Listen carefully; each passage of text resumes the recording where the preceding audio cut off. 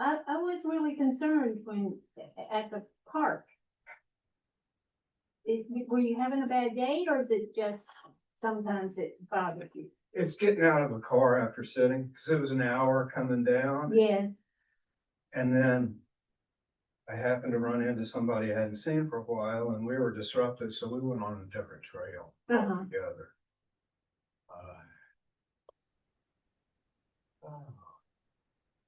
Are there going to be people coming? Hello. Well, Hello, hi. y'all.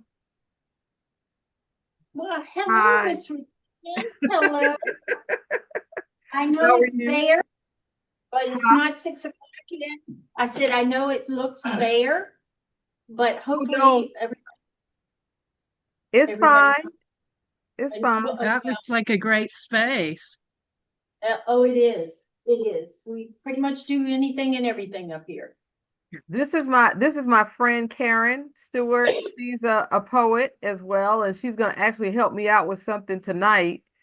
Okay. And so we're just really excited to be here. Okay. I am Yes. delighted to have you. I cannot begin to tell you. Right.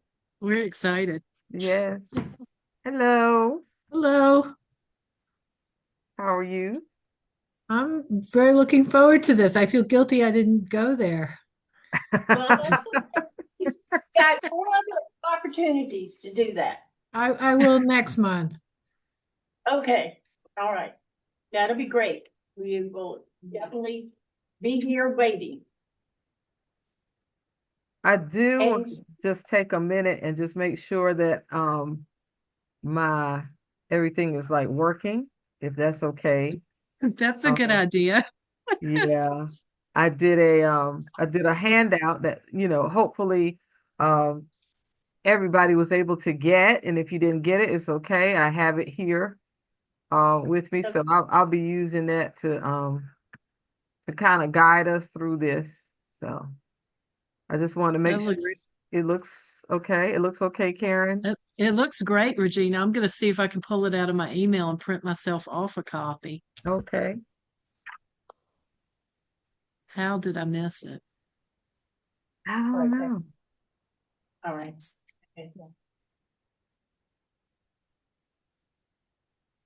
Let's see. If I need to send it to you again, I can try to do that. Let me see. Oh, if you've got a minute, yeah, because it looks like I've got about 200 emails in here to weed Okay. through. Yeah. That's fine. Let me see. Wait, I might have just found it. Let me see. Mhm. Oh, is it deep digging? Use It's definition to find. Okay, I got it. That's it. I'm gonna now just cross my fingers for my printer to talk to my Here's screen here. Laura's chair. Yeah, well, hopefully there are butts Oh, in good. those. Excuse me. People coming online, so that's good. Yeah. Is that Annabelle's phone? Yeah, she don't help. Oh, Yeah, so it's Karen, what you'll notice is kind of in order, so you'll see where you are in the handout. Oh, good. Okay, I'm gonna run. I'll just let you look at my crazy wall behind me. I'll be right back. I'm gonna go get it Okay. all. Hopefully it printed. It's one of my favorite walls. does Karen live near you, Well, Regina? actually, not super near. She's more in the middle of the state. She's in the exact middle of the state, and I'm more towards the coast. And so we're probably about maybe like 2.5 hours apart, No, maybe two and a half. I know everybody either loves or hates COVID, but Zoom has made Yeah. everybody life a lot easier. Yes, absolutely. Absolutely. I'll Got go. it. Yay. Hey, Hey, Laura. Howdy, Regina. How are you? I'm exhausted, but I'm freaking here. Oh, wonderful. Wonderful. yay. Yay. I got a new office today. Oh, did you? Yeah, I really just moved across the hall and down a little bit, but I have a window. which is a Woohoo. big deal at DARPA for a contractor. So Yeah. Oh, well, congratulations on that. That is exciting. Mhm. it is natural light. Right. Yay. You can't find Everybody a pen. needs that. That's Right. That's great. Sonny, do you have a lot of students that are going to come on the Zoom, or are most of them going to come into into your space? Not sure. Not I'm sure. not. Say we're going to No, see. I sent them all the instructions. Right, right. Yeah, So they're adults. I don't check up on them. yeah. Sorry. Giving, stretching it a little bit. Sue, Well, are okay. you Sue, are you in Virginia? Yes, I'm in Wake, Okay, okay. so I can do it. I just have to come over the bridge. Oh, right. And dark, Yeah, that's scary. dark. Yeah. It'll be If you've lighter been- next month. Yeah. Yeah. If you've been here, most people don't like to go over the bridge. I I Oh, don't right. like it, but a lot of people don't like it. But Mhm. we'll be getting a new one Oh, in a good. couple of years. So they said, Yeah. Bridges are daunting. yes, for some people they are. And Right. this particular bridge has not had a good, I think the last 6 months, we've had 2 or 3 accidents Oh. and some with fatalities. So it has not. Oh, no. It's more than night. I don't like driving that much at night, so I kind of want to wait till it gets lighter. Yeah, I have an Mhm. issue with refractory light. Like in if it's raining, it's really I Right. just yeah. So I don't do a lot of night driving anymore either. If I have to, like my husband will take me here and there. I'm the same. I can do local night driving, but traveling a long way at night, no, Right. I Yeah. just don't enjoy it. no. Amazing I mean, how to tell the some truth, driving is overrated. I love driving during the day on Right. 2-lane roads, Right. 2-lane highway. I love that. That's great. Or out in the country all day long, Yeah. nonstop. But don't put me on like 4+ lanes of traffic. Right. Oh, no, Right. not my cup of tea. to Atlanta. Oh, Never go to no, Atlanta. Oh my God. nope. That is the scariest. Through town, it's 6 lanes on each side. Mm. 6. Mm-mm. Mm-mm. No, And no. it's scary. Charlotte is wild to me. I can't even imagine driving. Oh, I have trouble even riding with Brian. My toes are curled up in my shoes the whole time. I don't know what I think that accomplishes, but I'm just like, ooh. Right. Right. Yeah. Yeah. I would say Charlotte, DC. Oh my gosh. Girl, That's I do yeah. not drive into the city. I drive around Northern Virginia. I'm all right. If Right. I've got to go into the city, I'm parking at Crystal City and I'm taking the train in, and I am not driving in that city. It is insane. Yeah, Yeah. it's pretty crazy. Yeah. Yeah. Did Malika, Sonny, if Malika, I sent I thought Malika said she was coming, so maybe she'll be here in a few. Oh, good. It'd be good to see her. Uh-huh. Yeah, I sent it to her. If you did too, she's gotten 2 of us to send. Okay. And then Alina, she Mhm. is someone, do you know Alina? Alina. Alina. Alina. I don't Yes. know. No, that doesn't sound. I don't. Maybe if I Uh, see it. Karen and I He were is just going, talking about this today. I don't know. Yeah. she I is can't. going to do 4/15. She's going to do April the 15th. Oh, okay, okay, okay. So we'll be able to see her then. All right. Okay. And she is going to help me with the beginners. Oh, Like, excellent. Okay.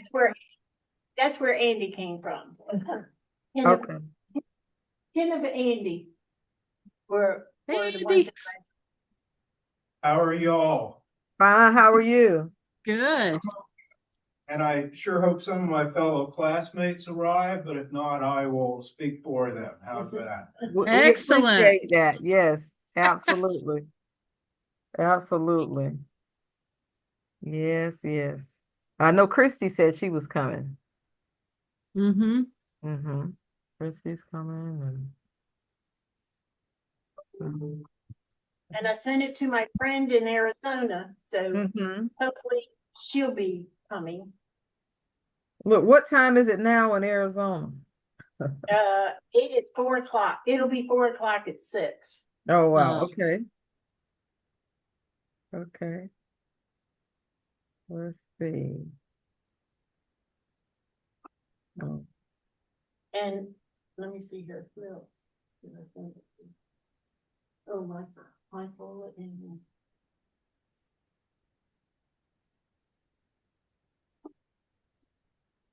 Harold. I think it was me. It was- the brain to remember them all. So, Professora? Is that- La profesora. I'm an English teacher with a Spanish last name, so Oh, yeah. La profesora. Hmm. Yes. I'm in Kilmarnock right now. Where are you all? Okay, so I'm in Greenville, North Carolina. It's near the coast. We're probably like, I guess the closest coastline might be what, maybe 30 minutes from us. mm. It's not Mhm. far from Greenville. Not far from where? Greenville's not far from the coast. No, no, not at all. No, no, Yes. it's not. Have you heard of East Carolina University? Oh, yeah. That's in Greenville. Yeah, I've been to Greenville a Oh, couple you of have? times, Oh, okay. once intentionally. Wasn't Uh, intentional. Uh, One time was intentional, the other time we got lost and found there Uh-huh. and ended up there, and I told my wife I wanted to come back to see the Right. university, drive around, so we did. Yeah. Look, you could have found yourself in worse places. So come on back. Well, I can guarantee I've seen worse places. Right. So Yes. Karen, I'm in Chatham County, North Carolina, so I'm right in the dab I was smack in trying the to figure center of out the the middle state. of the state, and I was wondering if it was that or Henry County. Yeah, But that's too low, too south, I guess. yeah, Chatham makes a good center of Virginia. yeah. We're right in the center. We're between Sanford and Pittsburgh. Not Yeah. far from Chapel Hill, right Yeah, with the right down. college. Yeah, right down the road from Chapel Hill. Yeah. Mhm. And Laura, where are you from? I live in Alexandria, Virginia, but I spent Oh, many right. years in Sanford. Oh, You're Oh. in Alexandria? Correct, yes. Alexandria or Virginia. Alexandria?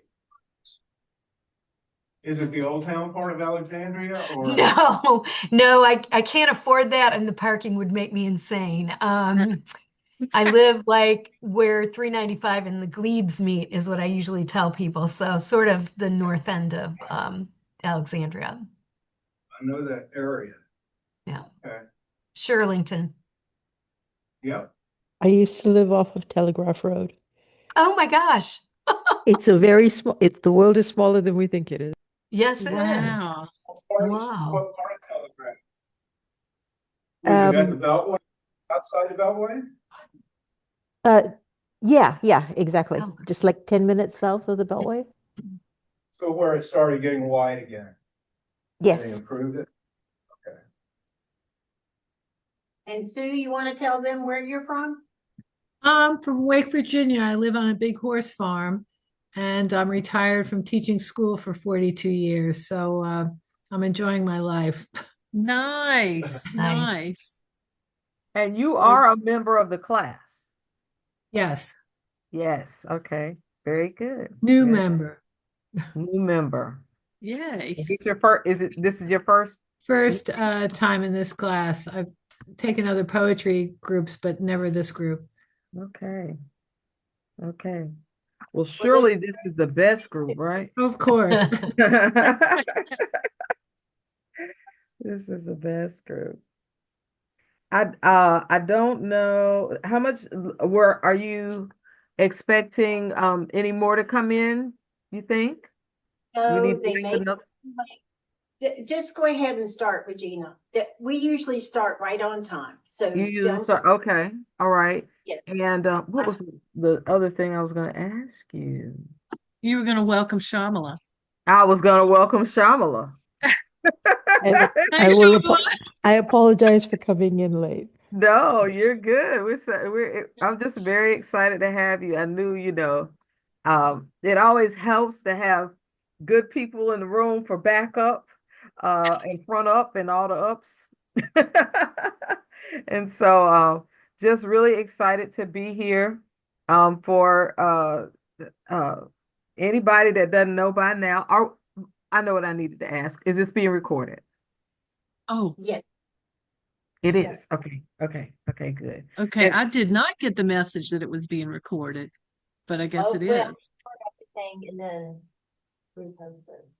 We record everything and then okay. it's posted on the website and Oh, no, YouTube. that's great.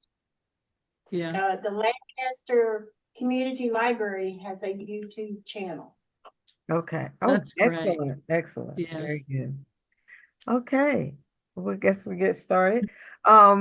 Greetings, everyone. I am Regina Y.C. Garcia, and I hail from Greenville, North Carolina. I am a professor, an English professor at Pitt Community College in Greenville, North Carolina. I've been there since 1999. I am also a published poet. I've in many journals, anthologies. I can't even name, I won't name them all. But I am the author of two books. The first of which, and you'll hear a little bit about them as we go through. The first of which is The Fire Talker's Daughter. Oh, Karen has her book. This so The Fire Talker's Daughter is my first small collection of poetry. It's called a chapbook, and that was published by Finishing Line Press. And my second book is a full collection, and it is entitled Whispers from the Multiverse, published by Aquarius Press, under their Willow Books series. And but I've been a poet for like a long time.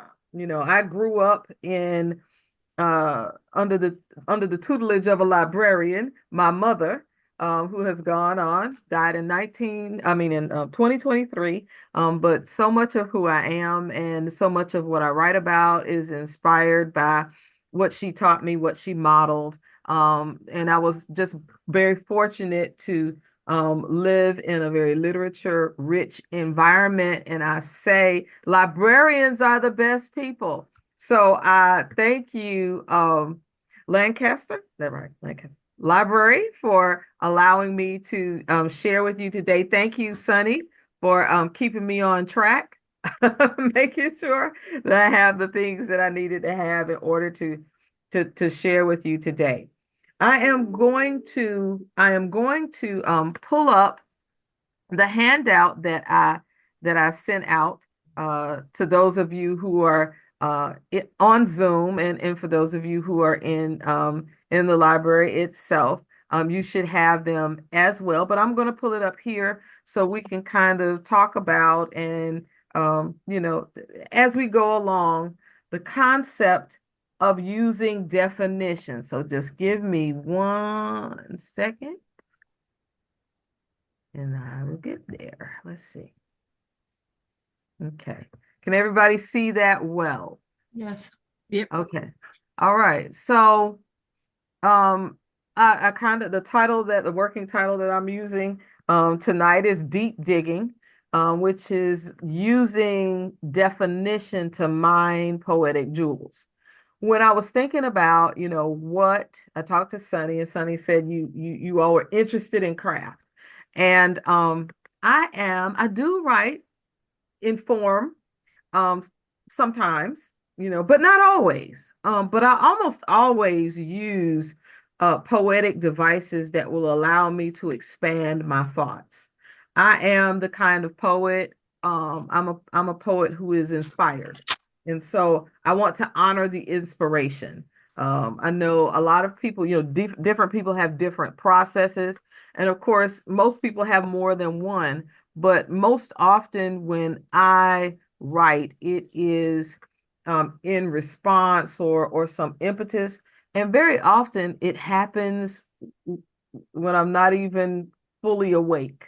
For me, it's in the morning, between sleep and wake, and a word or an image floats into my mind, and I usually have to honor that. And if I don't, it's lost and I'm sad. So I try to do it, I keep my phone right beside my bed and just pull it up and just allow myself to at least jot down those words and those images so that I can move forward. So I want to talk about definition. So what is definition? What is it when we think about it in regards to poetry, in regards to writing? Certainly it is not quite the same as looking up a word in a book and finding a meaning. When we think about definition in regards to poetry, we're thinking about it in regards to the way we expand the topic. And so I started to think about defining definition and just came up with some words that just sprung to my mind. So definition, also called, just for, your own knowledge purposes, sometimes a definition poem is called a dictionary poem. Okay. I choose to use definition, because I think dictionary is inhibiting. So anyway, definition is what is not. Okay. And that might seem kind of counterintuitive, but hopefully you'll understand what I mean as we go through this lesson. I do have a special guest that's going to help me with that. So definition is what is not, what is, of course, and then what is not. It's a method, an address of now. Okay, so you can take it in different directions. An address of then, an address of what will be. It is a door, closed or open, or both. An unraveling, a metaphor, a simile, a symbol, a strategic expansion, an unexpected extraction, a winding road, a revealing of a person, a place, a thing, ideas, an identification of a person, place, thing, or ideas, an exploration, an excavation, a map that will take you far, a map that can lead you home. It is poetic hypothesis, a revelation, and an explosion. There's so many more things that we could say about definition, and so many more avenues we can travel, because definition leads us down avenues. But I say definition is born of memory, inspiration, observation. It is robed in truth and consequence. What does definition do for the poet? Does anybody here currently use definition in order to expand their ideas? Is there anybody here already doing it? If you think about what you've written, have you already employed definition to explain something more fully about your topic? If you haven't, you're missing out. And if you haven't, I will say it will change your perspective in regards to what you can write. It will pull you, it can pull you out of writer's block. If you're writing and you have not defined, and you find yourself stuck, take a moment and think about your topic and begin to, maybe even on another sheet of paper or whatever, begin to define that topic and see what kind of information it provides that perhaps you can use in what you're writing. It might even like lead you in another direction, a direction that is even more satisfying than the one you were trying to go in previously. Definition opens doors to new ways to consider, and it allows you to break down a concept that can create one or more areas of reflection or bodies of work. So definition can be a strategy on its own, or it can be a strategy within another strategy. It can be a mode within a mode, okay, if you will. It lends itself because it lends itself to these other writing forms, but at the same time, it is its own form, and it creates opportunity for idea generation. I have, if you'll see on your handout, one of my favorite poems is a poem by a woman named Warsan Shire, and she is a Somalian, not British immigrant. Um, and she considers what home is and what is not. Now, there's a trigger warning here. Inferred sexual abuse, violence, and war.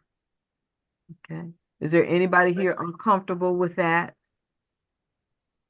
I have a question, if Yes, we sir. could. Yes. When it was born of memory, inspiration, observation, robed in truth and consequence. Yes, sir. How does imagination settle in? How does what now? Imagination, because it seems like doing is imagining what the world is that we're writing about. Does that question is confusing? If you can repeat it one more time for me, I'm having a hard time hearing you. Mm-hmm. Okay.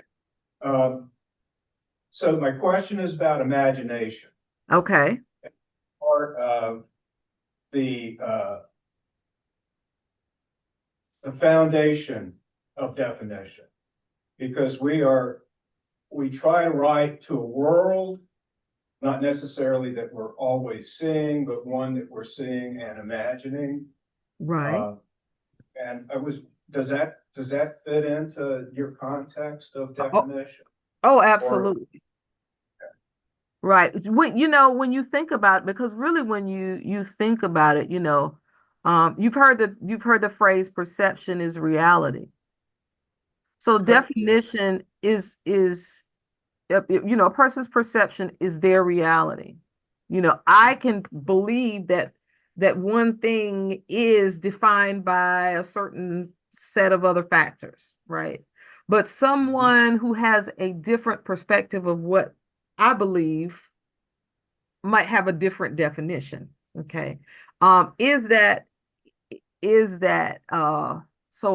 where does that leave us in regards to whether or not we are providing truth? We're providing our truth, right? Right. So in that, I often think about, let's say, the term woke. I would venture to say most of you have heard that used. Right. So when we think about woke, a term that is used in an interesting way within African American, the African American and urban and other urban communities. It's not, attributed to just one group of people, but it was always, in my experience and in the experiences of those around me, woke was is a word, still a word that indicates a heightened awareness, an ability to see something that people might not expect you to see. And so, and with that comes some other ideas or some other other names that, could sub in for it. If you're woke, you're intelligent. If you're woke, you're self-aware. If you're woke, you're aware of what is going on around you. If you're woke, you can see through lies, that kind of thing. So it has always been that. So when I define it, it is born. I would say it can't be born just from imagination, but it certainly can be born from experience and maybe some melding of the two. Does that Yeah, and I think that woke is a really good example of how words and definitions are very fluid and used differently. Yes. Because rather than becoming a term of respect or endearment, it's become a term of disrespect, and it's a belittling term. Yes. Now, Yes. Lord. Right. The connotation of it among some people has been flipped. I still use it. I still own it. Still is what it is. It has just become something else. And I actually think, and this is just an argument, that the people that have tried to flip it to that, they know that that's not what it is. Right. But it's just a strategy to deflect, or to make people seem small. Or maybe it's a strategy they use because to use other words they may want to use would end badly. I say woke used out of context in that way is the new N word. But that's another story. I would tend to Huh? I would tend to agree with that, but Yeah. it doesn't sort of relate to a single group of people. Or Right. single people, or however we speak of ourselves. Right. Right. Okay, so as we go forward and we look at home, this poem by Worcestershire, we consider not only she considers in this poem a definition of home as it should be, okay, but then she also considers what home has become, okay, a place where she does not want to be, okay. Home.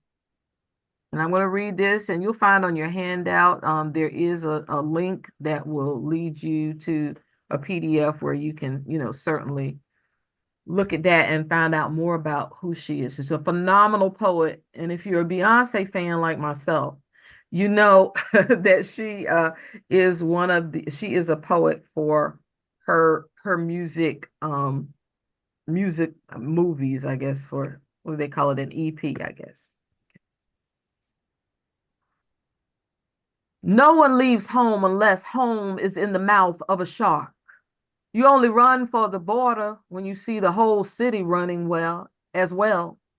Your neighbors running faster than you, breath bloody in their throat. The boy you went to school with who kissed you dizzy behind the old tin factory is holding a gun bigger than his body. You only leave home when home won't let you stay. No one leaves home unless home chases you, fire under feet, hot blood in your belly. It's not something you ever thought of doing until the blade burnt threats into your neck. And even then, you carried the anthem under your breath, only tearing up your passport in our airport toilets, sobbing as each mouthful of paper made it clear that you wouldn't be going back. You have to understand that no one puts their children in a boat unless the water is safer than the land. No one burns their palms under trains beneath carriages. No one spends nights in the stomach of a truck. No one wants to be beaten, pitied, No one chooses refugee camps or strip searches where your body is left aching, or prison because prison is safer than a city of fire. And one prison guard in the night is better than a truckload of men who look like your father. No one could take it. No one could stomach it. No one's skin would be tough enough. The go home blacks, refugees, dirty immigrants, asylum seekers sucking our country dry. Niggas with their hands out. They smell strange, savage, messed up their country, and now they want to mess up ours. How do the words, the dirty looks roll off your backs? Maybe because the blow is softer than a limb torn off, or the words are more tender than 14 men between your legs, or the insults are easier to swallow than rubble, than bone, than your child body in pieces. I want to go home. But home is the mouth of a shark. Home is the barrel of a gun.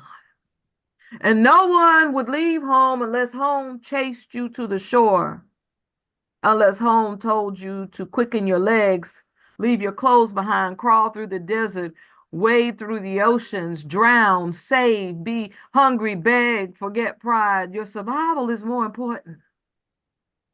No one leaves home until home is a sweaty voice in your ear saying, leave. Run away from me now. I don't know what I've become, but I know that anywhere is safer than here. So I want you to consider these next sentences that are on your, or these next questions that are on your handout, and I'm gonna give you like a few moments to just consider them, and maybe 2 or 3 minutes to consider them, and then we'll come back and kind of talk about them. So I'm gonna be quiet and let you think.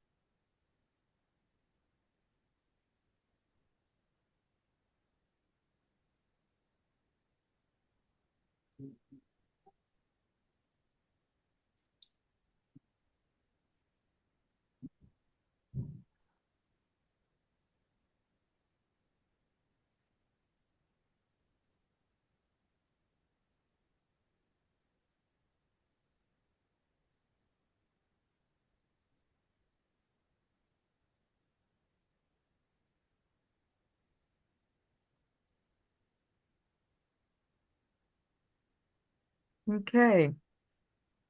So, just for the purposes of time a little bit, let's move along and kind of hear some things you had to say. Number one, what strategies does she, and that's Warson Stryer, use to define home? Anybody, you can just come off mute and start talking, or just share with us what you think. Number one. She's metaphor, mouth of the shark, barrel of a gun is a Mhm. series of metaphors so that you really get the images and you make the comparisons and they're really vivid. Yes, yes, absolutely, absolutely. Anyone else? Yes, Karen? The running away. Running away. Right, the running away. So what is that? Let's go back and see. We're running away. Let me go back because um, let's see. Yes. So what about the running away? Well, when somebody's chasing you, you're running away. Right. Yes. Yes. Yes. Yes. So that image, so we see her, we see that she's used these images that indicate they're not images that you would necessarily associate with home in regards to it being a place that you want to be. It is an image though of that shows us what what home becomes when trouble comes this way and you leave it. When something is better, that running shows something is better than home. It reminds me kind of when people when young people run away from home. When I was about 3, I ran away from home. I'm told this story. I was told this story often about how I ran away from home. We lived on a military base in New Jersey at the time. And my father was an officer in the army, and my mother was on the telephone. So he was at, his office doing whatever, and my mother was on the phone. And according to her, I was upset because she was not paying attention to me. I was trying to get her to do something, and um, the next thing she knew, I wasn't in the house. And they found me walking around the base. The base was like a circle. And I was saying, I lost my house. I lost my house. That's the story they tell. Yeah. I was running away. Of course, it wasn't as tragic as what Worcestershire herself had to go through. So that's a very good observation. Yeah. So we see the what home is not, in this running away. Okay. So the next question, get back to it. What other relevant topics emerge as she considers home? What other topics emerge in this consideration of home? How you're treated as an immigrant when you leave home. Yes. All right, Laura. Yes. Yes. How you treated um as an immigrant when you leave home. Right. You're forced out of your home. You're trying to get to somewhere safe, and how you treated on the way. And even when you get there, very relevant point, to think about, particularly in these times when we are seeing what we're seeing. Yes. Okay. Home is not a sheltering place at all in this poem. It's always something that is a threat, and threat of violence, threat of all kinds of bad stuff happening. So home is not a sanctuary at all. Yes, I love that word too, sanctuary. Sanctuary. I love that word. Yeah, we do think of home as sanctuary, but home is no longer a sanctuary. If it's no longer a sanctuary, is it even home? Right. She's still, Refugee camps. yeah. Say that again? Refugee camps. Yes, refugee camps. Yes, refugee No, camps. as a home. Yeah, yeah. Yeah, that is that, and the experiences that even there that she has, you know, Yeah. um, seeking refuge, But did she really receive refuge? You know, but it was better than what she came from. Right. All right. Anybody else? 4, what strikes you most about this consideration of home? What strikes you the most about this consideration of home? Yeah. I think specifically about this use of what home is not. Home is not, because I do get the feeling, particularly towards the end of the poem, where she says, "I wish I could." What does she say? I want to go home. She said, "I want to go home," Mhm. but home is the mouth of a shark. She still has love for home, but she can't be home safely. Right. Home is Yeah. a barrel of a gun. Home is the barrel of a gun. Yes. Home is so many things in this poem, things that we don't even think, most of us probably don't even think about home being. Yeah. All right. So this next in the next part of this, I've called on one of my good sister friends. Her name is Karen Stewart, who is here with us tonight. And I'm going to pin us so you can see us.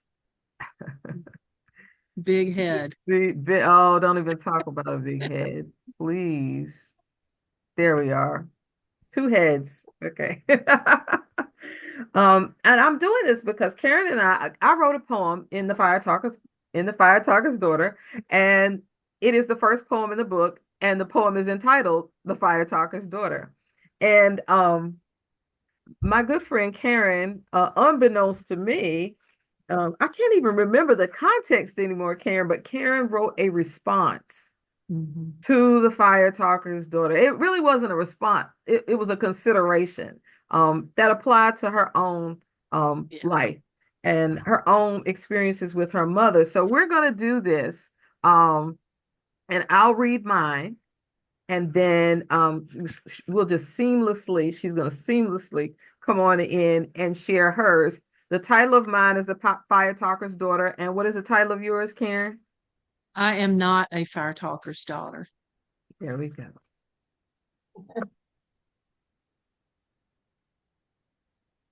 My mother talked the fire out of burns, eased the pain, as did her father, as did his mother, as does my son, as will his daughter. It had to pass me by, as I was not a man-child. Yet my mother looked at me like I was sun in the sky, like I was promise. She said that while I would not have that gift, I would have a great many. And even though I could not talk it, I most certainly carried it. Power. I entered the world very tiny and gray with a gray ring around my brown eyes, said I was scrawny with bright eyes that had seen before.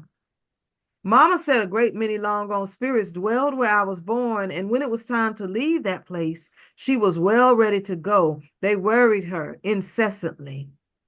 She told me many other things, like how great Auntie's hat and aunt were healers, and women would come to them for many an unknown ailment, and how God put these abilities in us because of what God knew we would need to survive, for our families to survive, for our people to survive. My mother marched in the movement. My mother educated the masses. My mother spoke the fire. But sometimes my mother held her tongue. My mother can no longer tell me any more about these truths I have discovered are very real. That is to say, that she no longer lives and cannot say. It used to be her tongue would get confused. Now her tongue is at rest. I cannot talk the fire. Yet I am fire. I know this because she told me so. Truth.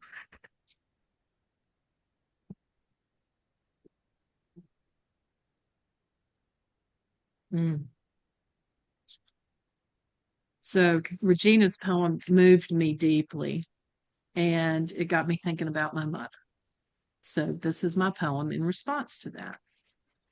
I am not a fire talker's daughter. My mother was not a fire talker.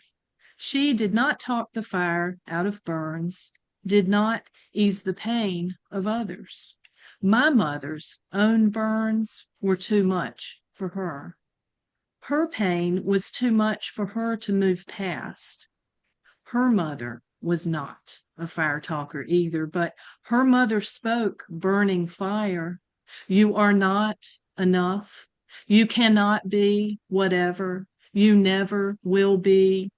My mother heard. Settle down. Below embers. Extinguish yourself. My grandmother spoke with pursed lips, with fixed eyes, which were fire, which would burn into my mother, into smolder, into ash.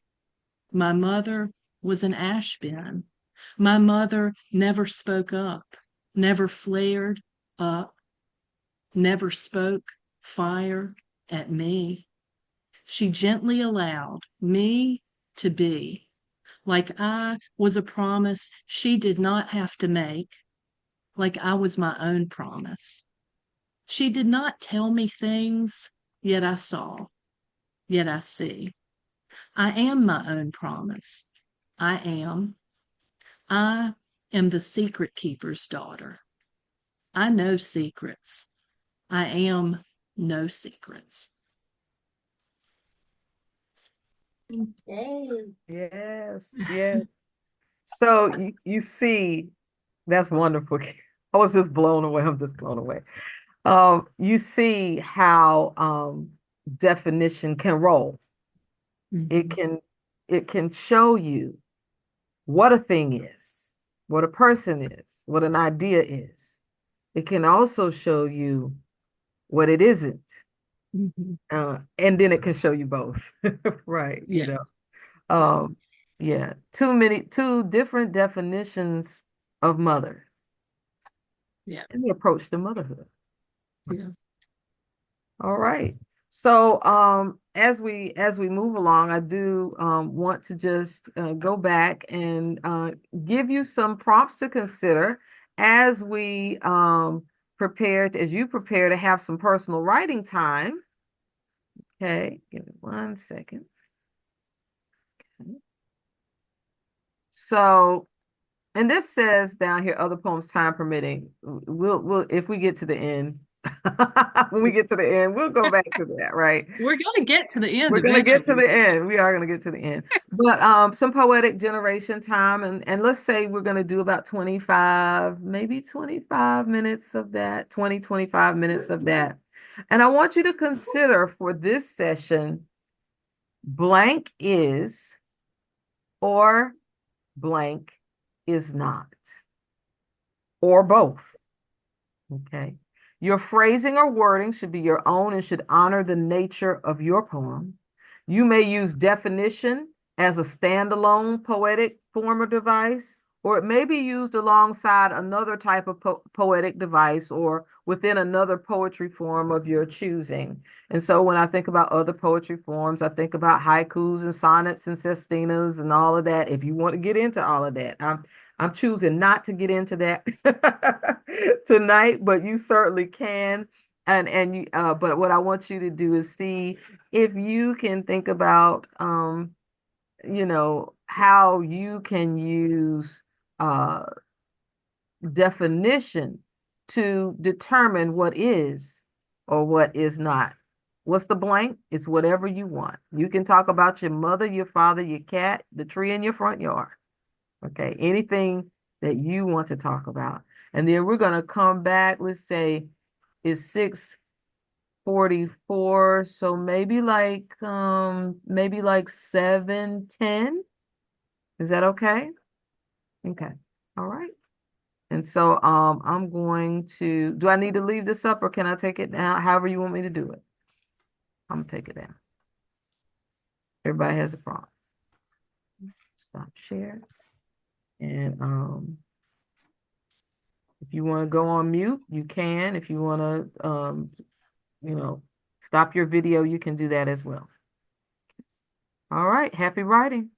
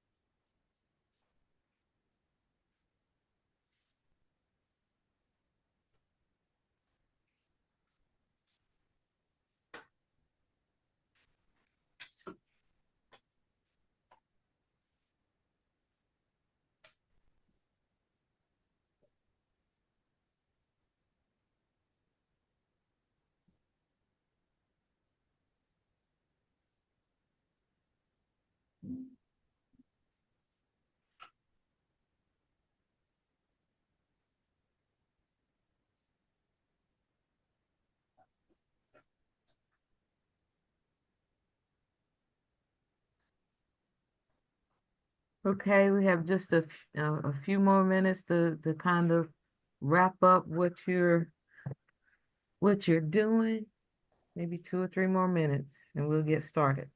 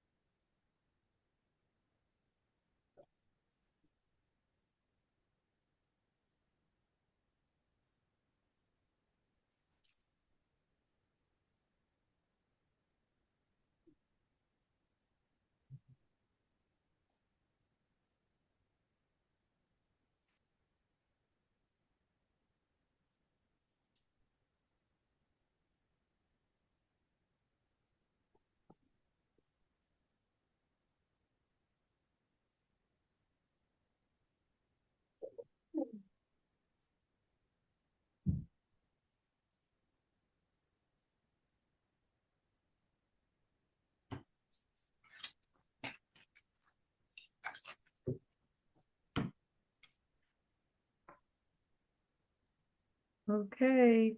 Hopefully you all are in a good place. I'm really excited to see um what you or hear what you or both what you've come up with. I know that some of you may not be finished with it.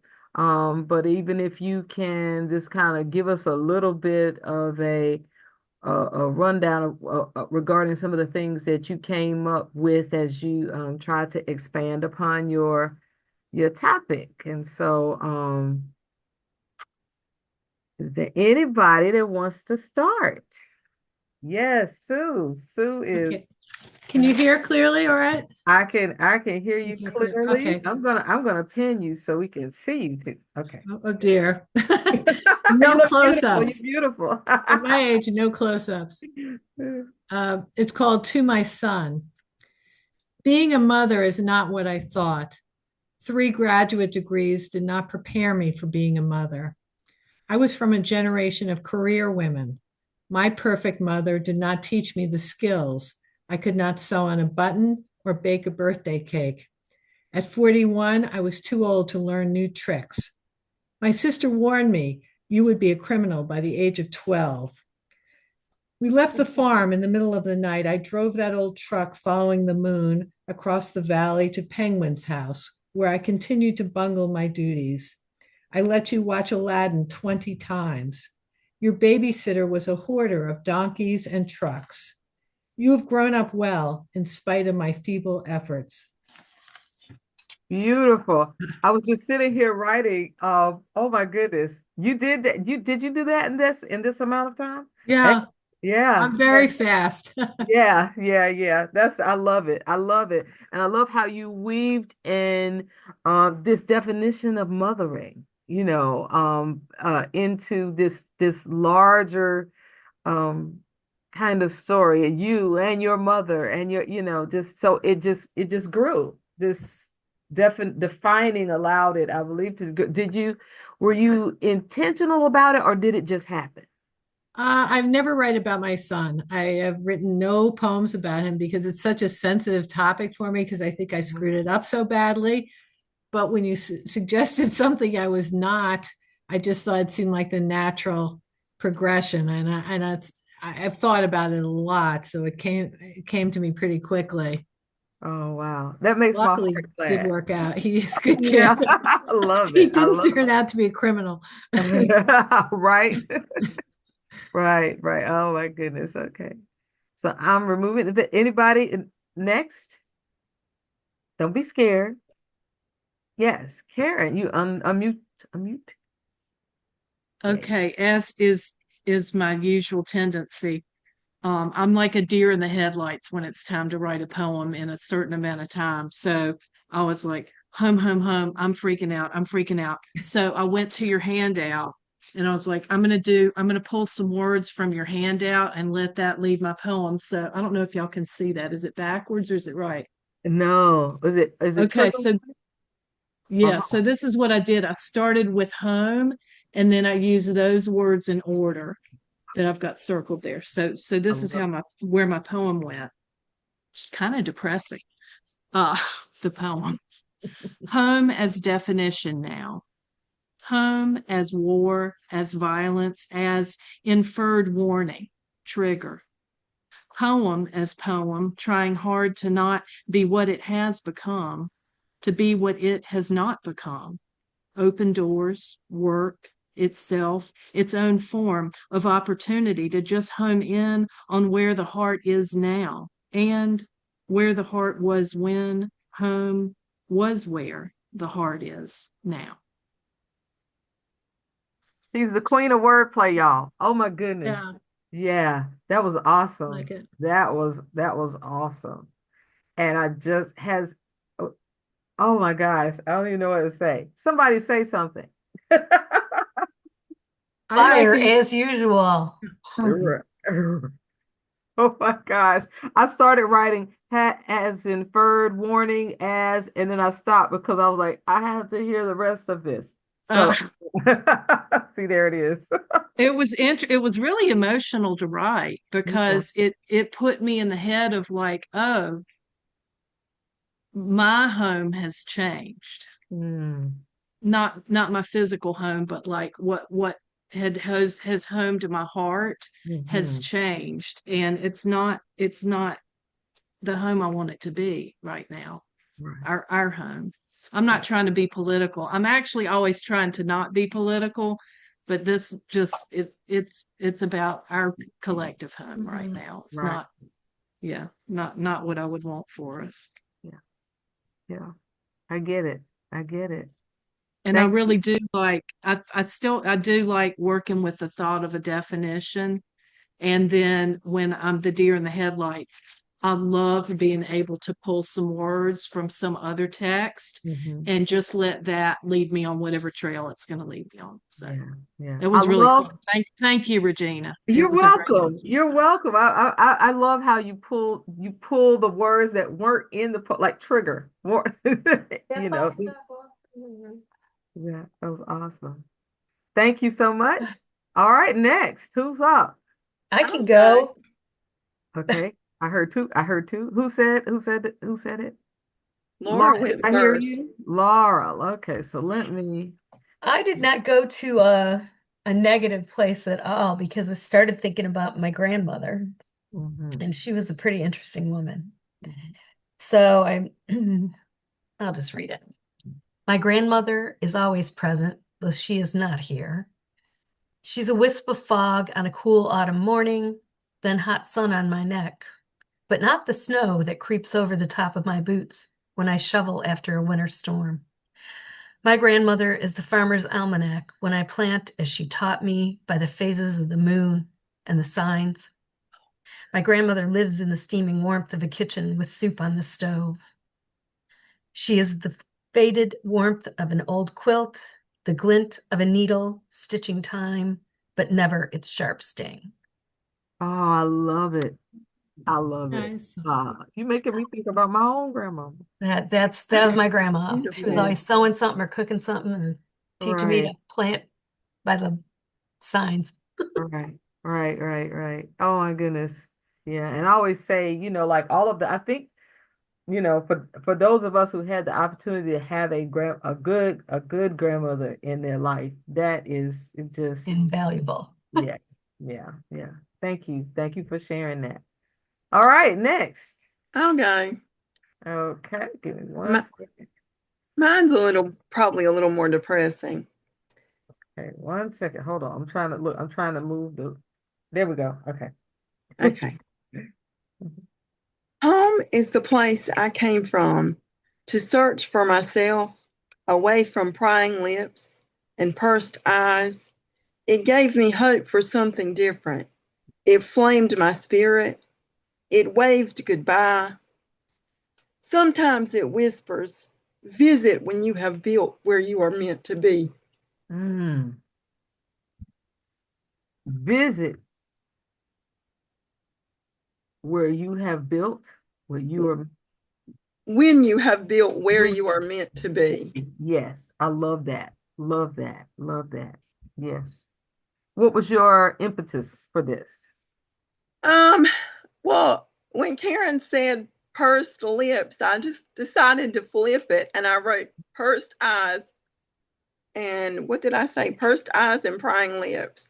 And then so I just started from there and I started making notes. And then when we went to break, I just put my notes in some kind of order I could read. I have circles and lines and everything all over the page. So. Right.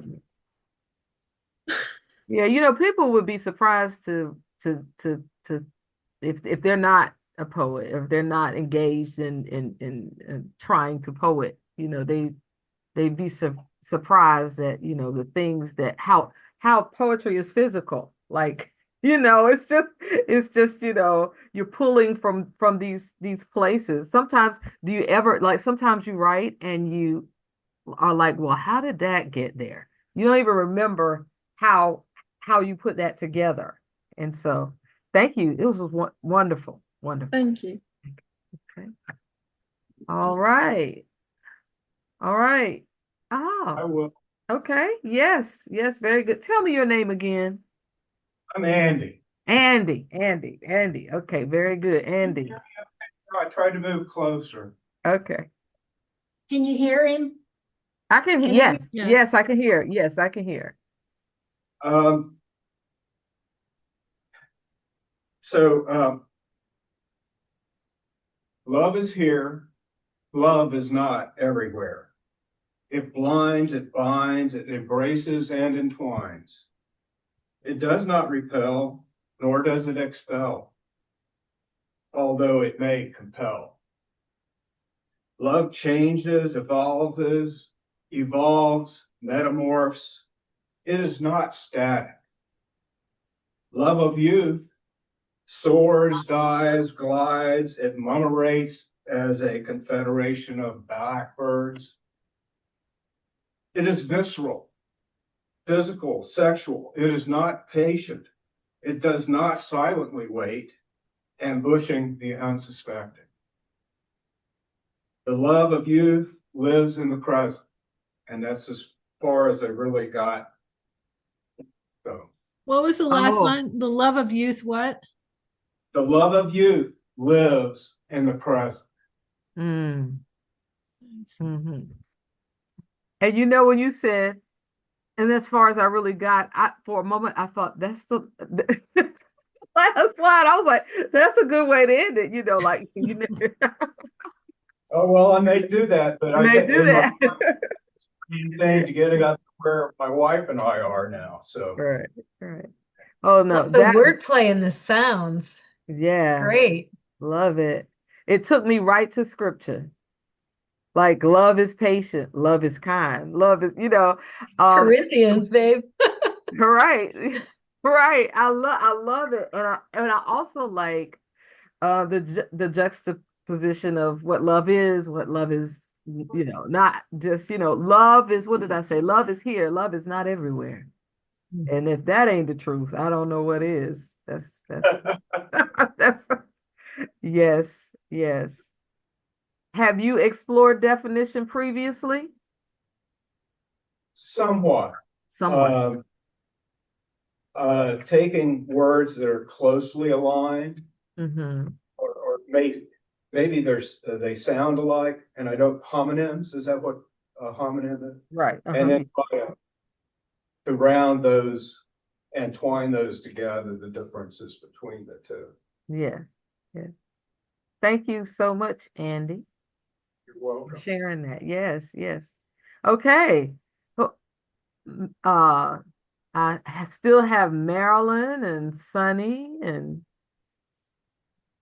Marilyn. Do you want to share with us tonight? Turn your mute. Yeah, you're muted. Me. There you go. There you Well, go. I did write something. I wasn't exactly, had to come on late. I wasn't quite clear about definition, but anyway, what came to my mind is aging. I'm probably Mhm. the oldest in the group. My childhood song echoes in my mind. I am a happy wanderer along the mountain trails, and as I go, I love to sing my knapsack on my back. Now my trails have leveled.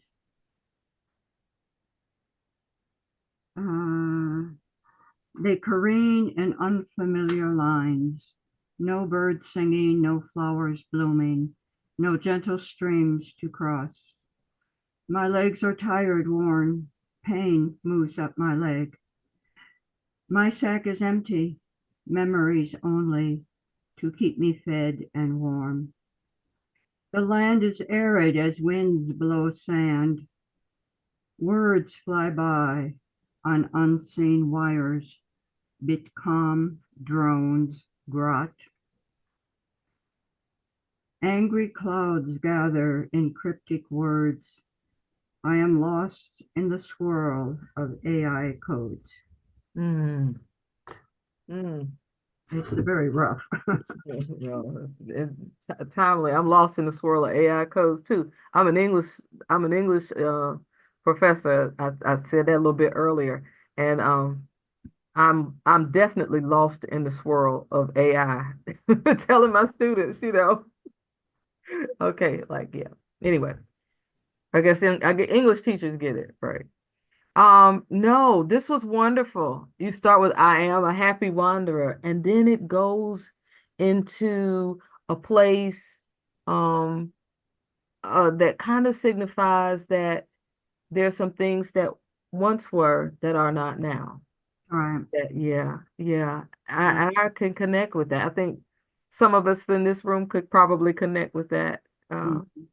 too. As a matter of fact, Karen and I were kind of talking about that today. So thank you for sharing that. Are you a part of the group in Lancaster? No, I was just invited as a guest to this meeting. Oh, okay, okay, Thank wonderful, you. I'm happy wonderful. to meet you. I'm glad to meet you too. Glad you came. Yes, yes, yes. All right. Next, I know that there are still some. Miss Sunny, are you in there? I'm here. I Yes. am. All right. So, Marilyn is my friend from Arizona. Oh, okay. So I invited her. So she is also a brand new author. Oh, wonderful. She authored, now she is, I'm going to tell on her. So she is 6 years older than I am. So that makes her 89. Wow. And she just published her first book, and I've been hearing about it for 30 odd years. So this is why this creation of the beginners poetry class, and then now the LCL poetry collective. So this is me telling the story of what's going on now. So, and to tell you about poems, I've not ever done this, but I play with it every so often. And we had last weekend, I went to Deltaville and the library there and had a lady teach us about haiku. Mm-hmm. I sat here and wrote a couple of haikus. Now, remember, I'm a beginner, not a smarty pants. Yeah, we're all beginners. That's a whole nother poem. Yeah. Andy knows how much of a beginner I am. So, so here's the first one. A flower is an expression, a growth, of budding, of color, and of such beauty Oh, wow. Oh, wow. Yes. And I love how you were able to weave in the haiku and the definition. That was perfect. That was wonderful. You all are writing some things um that I want to I'm sorry. see. Go ahead. You have another one? Oh, yeah. Okay. Yes. Hmm. Uh, trees in the meadow can show off its pinks, magenta, and greens and allow you to enjoy. Beautiful. Beautiful. Yes. And Miss Sunny, I appreciate your poetry. Appreciate your dedication to the craft. Um, Mhm. she made sure that I had all my stuff in. Well, Of course. And I just want to thank you so much. I'm really enjoying this myself tonight. There's someone else in the room. Is it Al? I want to say it's not Alice Cooper. It's no, this is Shelley.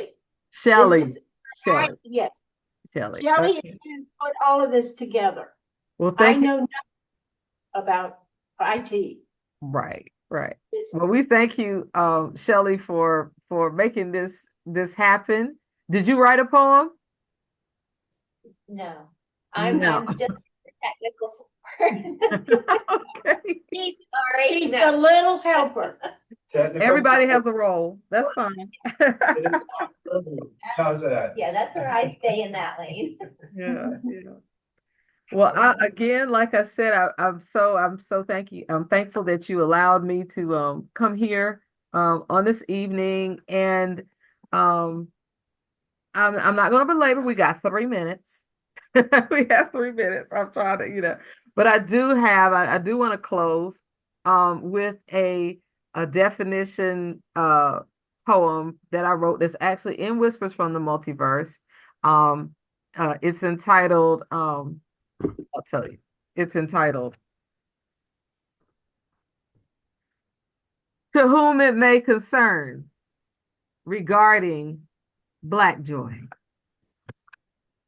Upon the purchase of a Black History Month t-shirt, one that almost shut me down in my local Target, chanting at me from the racks, radiate Black joy, I determined that it was my time to shine, radiate, unwind all of my joy. Yet, as I lay the shirt across my bed, face set on grateful for my find, my ancestors moved from my belly up into my opened ears, and I heard their whispers, words not relegated to the intentional traditional observations of Black history.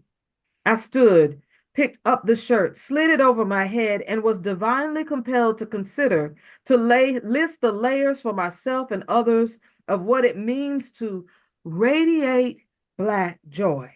For if we are honest, this Black joy as a construct is shaped by the misshapen circumstances of history. For indeed, Black joy is what is birthed between bouts of Black pain. It is molded to sustain. It is compelled to keep moving through one degree of uncertainty to the next. It is the production of delicacies from disposable waste. It is the retention of the spirit that has been carried in ancestors from generation to generation, hidden and released in clearings, introduced through uttered prayers and praise, and it emerges in various forms, sometimes like tears, sometimes like immovability. It can even hide under other feelings, mask in mysteries, cloak in glances, in ways of speaking, laugh behind closed eyes and lips, while yet another layer of joy plants the seeds of knowledge that there are golden pieces of Black gifting, of Black strength, even of Black prophecy that cannot be removed from Black existence. That is Black joy, knowing that even in derision there is provision, in this joy that secrets us and the gifts that save us, this joy that reminds us that trouble don't last always, and weeping endures for a night, but joy comes in the morning light. and at times, good times. Black joy requires Black bodies to throw back their heads and laugh loudly and move freely, play spades, the dozens, dance, love, create, create, create, share, care, save the whole world. The children know that there is love. There is love just there in Black joy. And for all who may be concerned, know this. While this joy is juxtaposed to pain, the glory is that it can emerge again and again and again. Black joy, shine, radiate, refine, create more and more, great God, Black joy.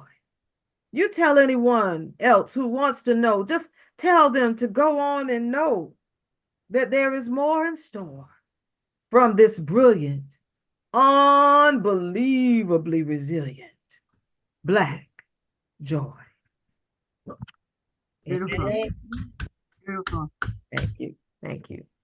And thank you for indulging me, allowing me to talk a little bit about definition.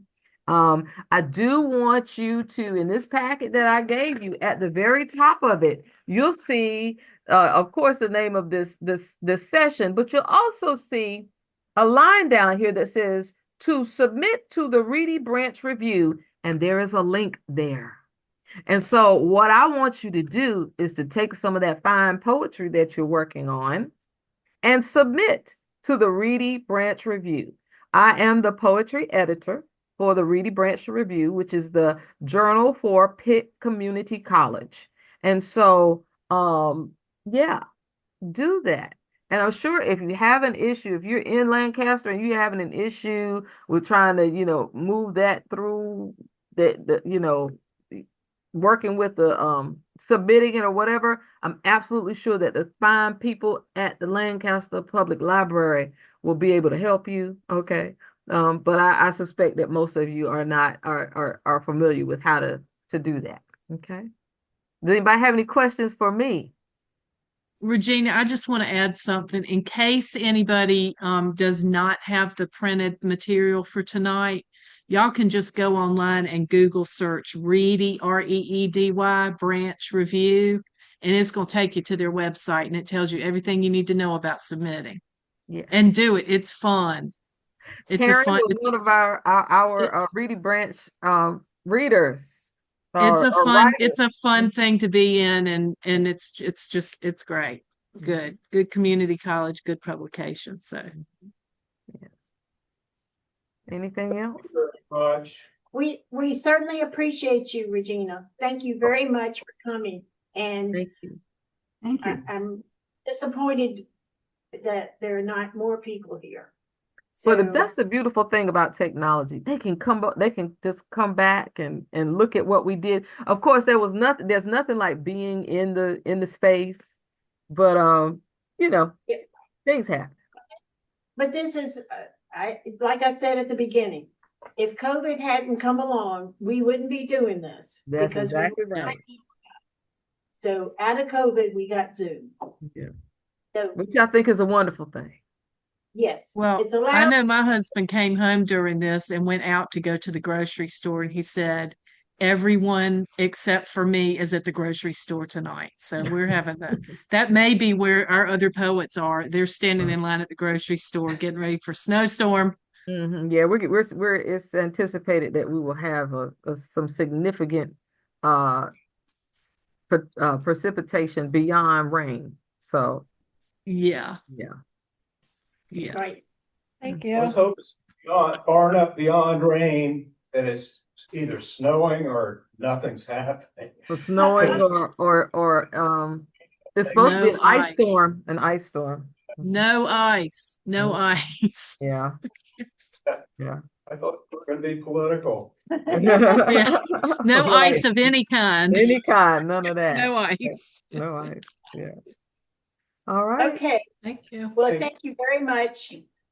And all of you have a good rest of your evening. We appreciate each one of you for showing up. Thank you. Thank you. Thank Thank you. you. Thank Thank you. you. Thank you for coming, friends. And new friends. So Christy and who was she? Did you know all of the people here? No.